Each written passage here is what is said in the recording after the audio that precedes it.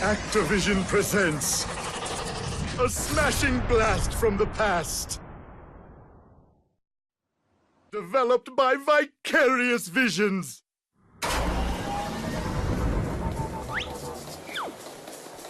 It's Crash Bandicoot!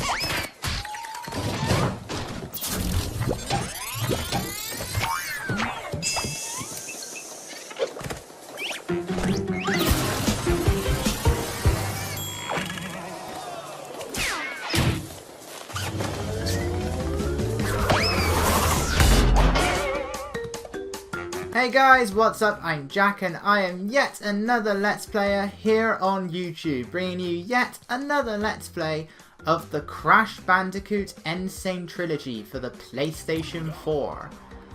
And since this is a collection of all three games, yes, I am going through every single one of these. We have Crash Bandicoot, Crash Bandicoot 2 and Crash Bandicoot 3.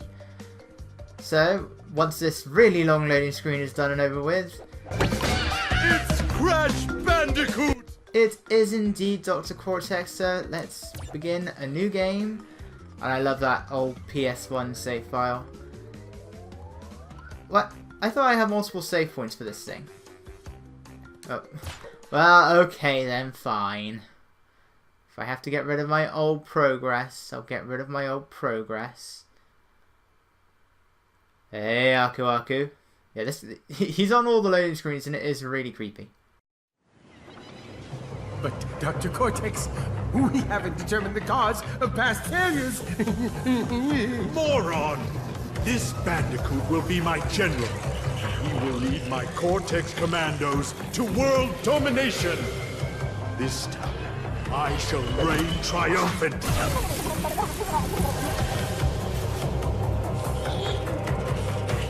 We are closer than ever before. Quickly, into the vortex. Dr. Cortex, the vortex is not ready. We have no idea what it could do.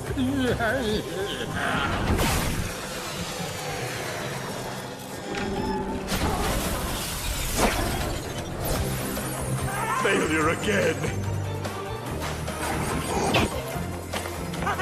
Capture him! Uh-oh. Prepare the female Bandicoot.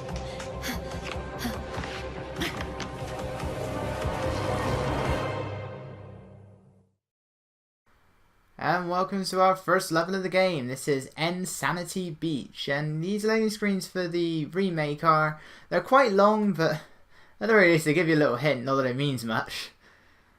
So this is our first level of the game, and yeah, our intro is pretty much the same, and let's just get one thing out of the way right now. This game looks amazing, and it sounds amazing. Everything about this is amazing.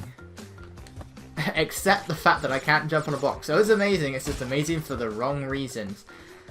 We have an actual box tally now. It tells us not only how many boxes we've broken, but how many are in the level. Something that wasn't introduced until Crash 3, that's now also in Crash 1 and 2.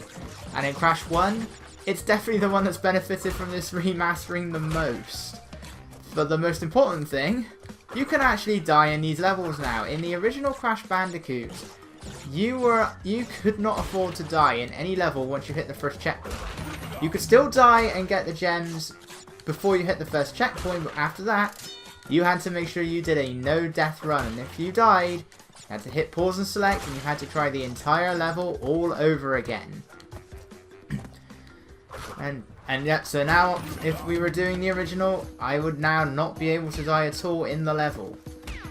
Thankfully, this is the remake, so I can die, and it is glorious, and because I collected 3 invincibility masks, I am now invincible. So, and it also, in the original, it did increase Crash's running speed and the size of his hitbox. It does still do the speed increase. I'm not sure about the hitbox thing now. I think that's about the same as what it was before. And no, I am not skilled enough to just run along all of those whilst I'm invincible. Even in this, where it's considerably easier to do, thanks to the fact that it doesn't really increase your hitbox. Alright, first level in the game, we're already backtracking. Thankfully that one is pointless, and it's amazing how many times I missed this jump in the remake, and I barely got it there. And that's our first gem. Simple as that. But Crash Bandicoot 1 will have you backtracking for a lot of gems. You won't be able to get many of the early gems until you've collected the color gems, most of which are located on the final island. And there are 3 islands. So we're not going to be getting that many gems early on, but it means we're going to be doing a lot of backtracking later. So I may as well just to get into the story of what was going on in that cutscene. But just before that, we'll be doing that later. Stormy Ascent. We're not going there right away. Jungle Rollers. Right, this is a level we can't get the gem in. So Crash is an experiment of Doctor Neo Cortex and his assistant Doctor Nitrous. It's Doctor Neo Cortex and Doctor Nitrous Embryo. Yes, that wasn't redundant at all. Dr. Nitrous Embryo. Dr. Nitrous Brio, or Embryo as he is generally known.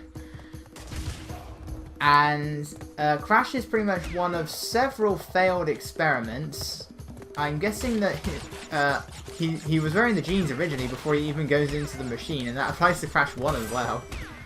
So he's clearly some sort of mutant before the experiment, so I don't know how that works.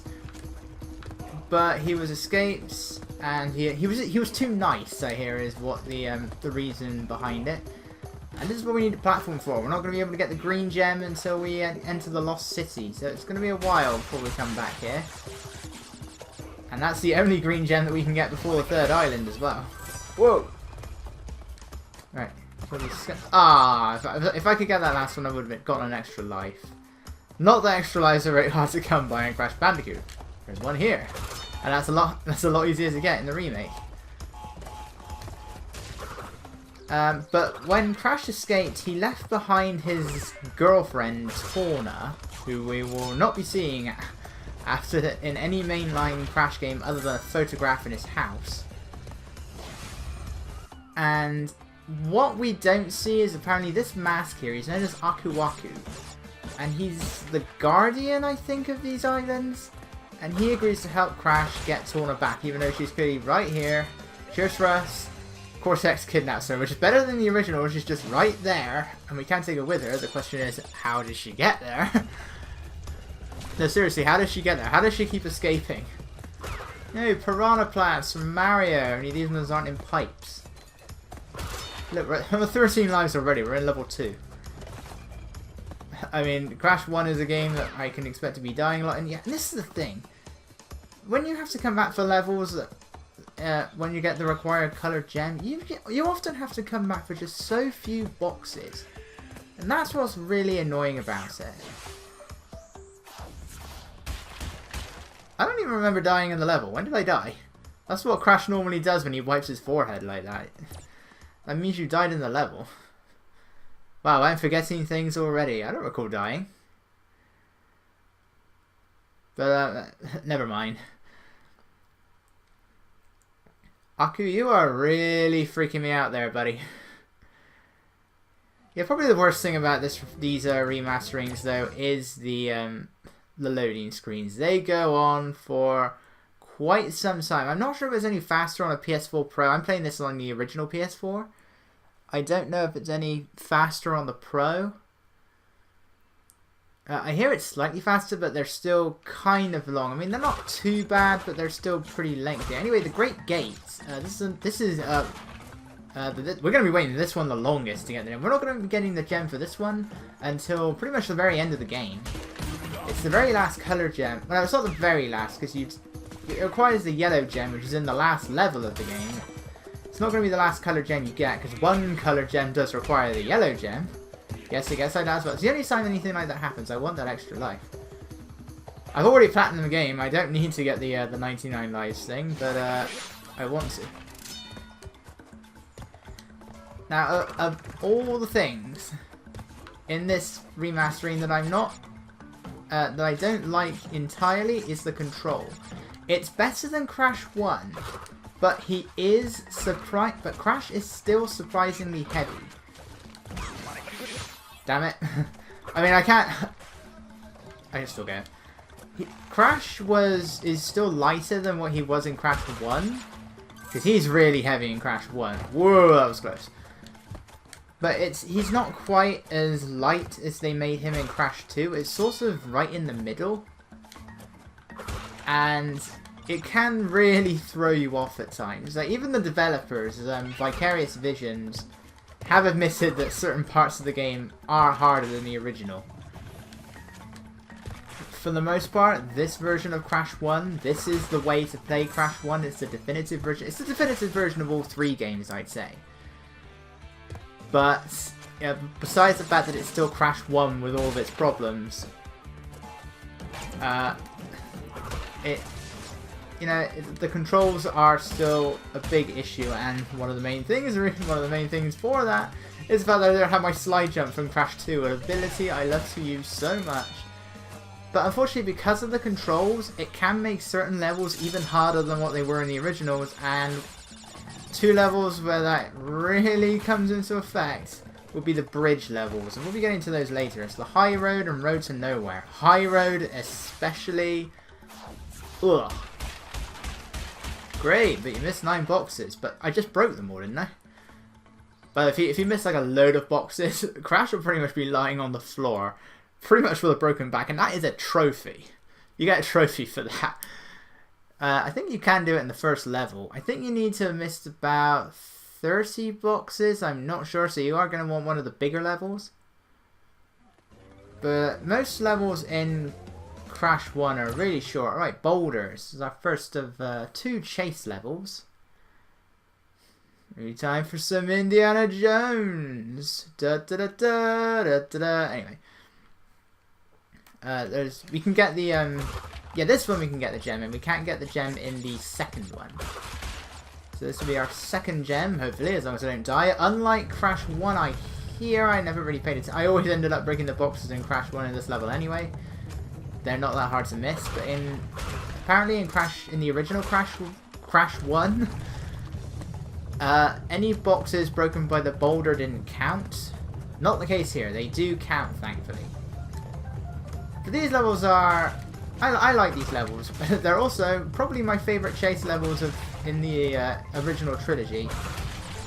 And I always like to do this just because I swear I've played a game, but I don't remember which one it is, where you are getting chased by something. And if you backtrack a little bit, it will still hurt you even when it's stopped. But I don't remember what game that was. Nope. I don't know where I experienced it, unless I'm just false remembering something. A false memory. Look at this camera! Look, it moves up and down. Further back if ever it needs to. Why doesn't it do that in Crash 3? Like in Crash 3, there are moments where you are going to be pretty much going past the camera while you're going so fast, because there are these things on the ground which speed you up. It's not so bad in Crash 2, but in Crash 3, it pretty much makes Crash go off the camera. And look, I have some very controversial opinions about Crash. Firstly, I view Crash 1 and 2 as equal value, really. I know most people say 2 and 3 are better. I view them pretty much equally, but I don't like Crash 3.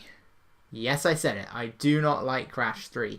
The remake is better, but I still think it's the weakest of the 3. Wrath of Cortex is my favourite Crash game. It's the only one I grew up with, which is going to have an impact on that. I can't help it. But it is my favourite one.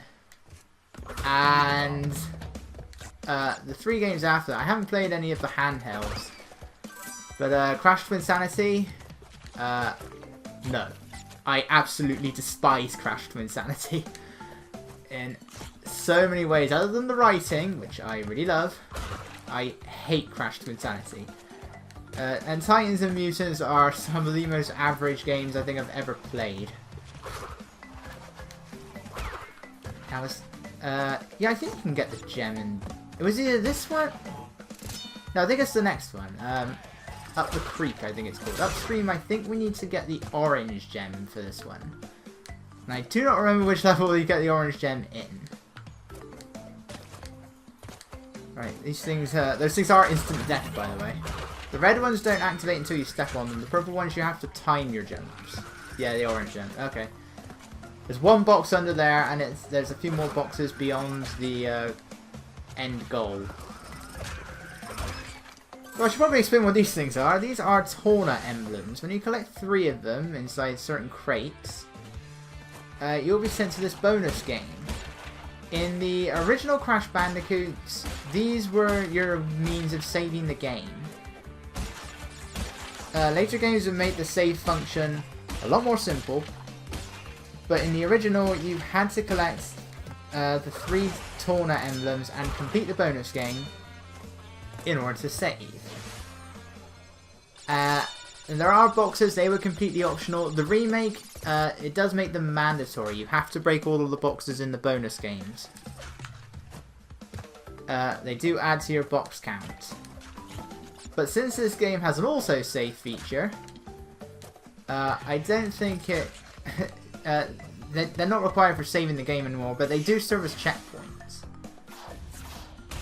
Unfortunately, because they count towards your box total, it's a bigger problem for the other 2 types of bonus games, which are for Cortex and Brio. Now, there's only 2 Cortex ones in the games, and they're required to get a key, which unlocks 2 extra levels.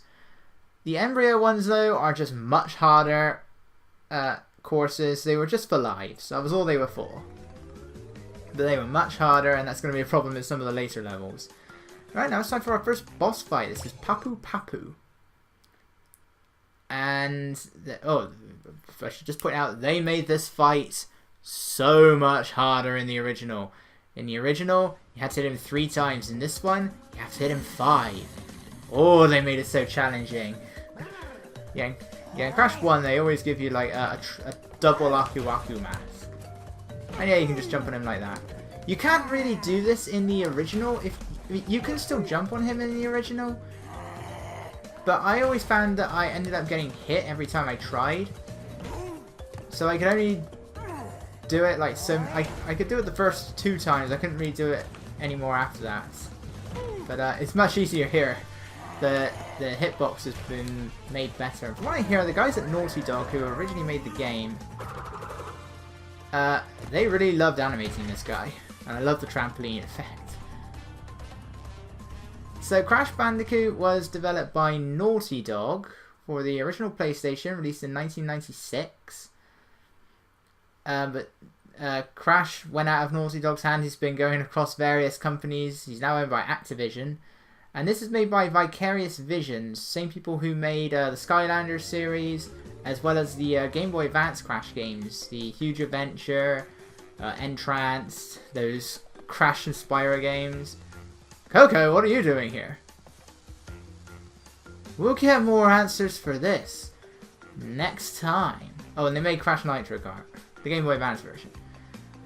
But anyway, that will conclude the first part of our adventure. We're almost to the end of the first island, and we will see exactly what Coco is doing here. She's not here in the original. Why is she here now? Why does she have a time machine? Who brought time travel into the equation? I hate time travel. Oh, no wonder I don't like Crash 3. No, it's fine in Crash 3. Anyway, I will see you guys next time.